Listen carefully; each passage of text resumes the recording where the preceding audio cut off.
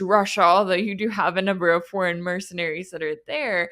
And there's been this conversation here in the US, this question of, okay, what is the plan here, right? How long are we going to keep helping Ukraine? We need some sort of a plan. It's something that the US Congress acts like they care about. Well, apparently next week we're going to be watching Zelensky go to Washington to meet with Biden, Harris, and Trump, and he's also supposed to deliver some kind of a victory plan to Biden. Now, this plan is said to include Kiev's aspirations for both NATO and EU membership, economic and security agreements, and requests for continued supplies of advanced weapons.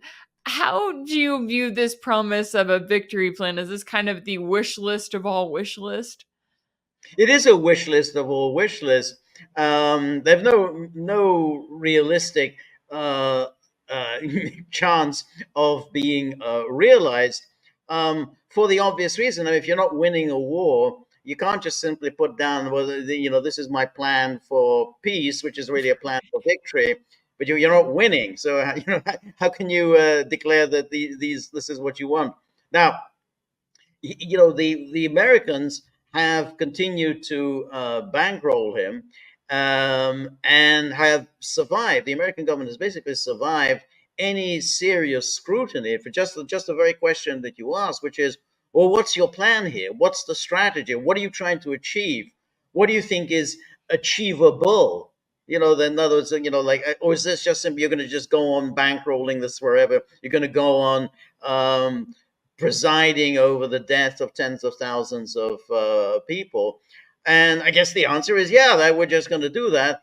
And because nobody, no one in the media, no one among policy making elite is asking this very question, which is the most fundamental question. And it hasn't even come up in the election. There's a presidential election. You would think this is exactly the time when a presidential candidate would say, what the hell are we doing? Where is this going? How many years are we going to go on doing this?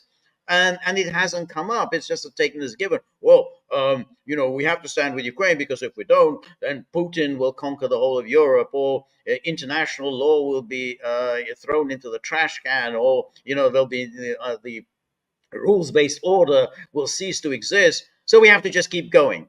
And when does it end? Well, at some point, Putin's going to come to the negotiating table. So it's total fantasy. And I'm sure when he meets Biden, and he's going to, of course, deliver his nonsense at the UN General Assembly, he'll just repeat all of this. And no doubt there'll be the usual photo ops with politicians, and they'll say, "Yeah, let's just keep this going." I mean, for the Americans, they really don't care. They do not care how many people die, as long as Americans are not dying. Then they're okay. Yeah, okay, fine.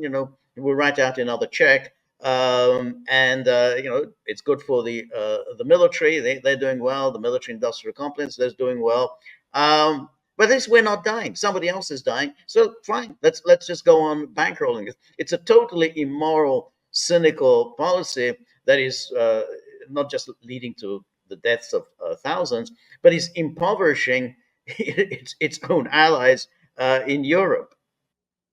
Yeah, and that's what I wondered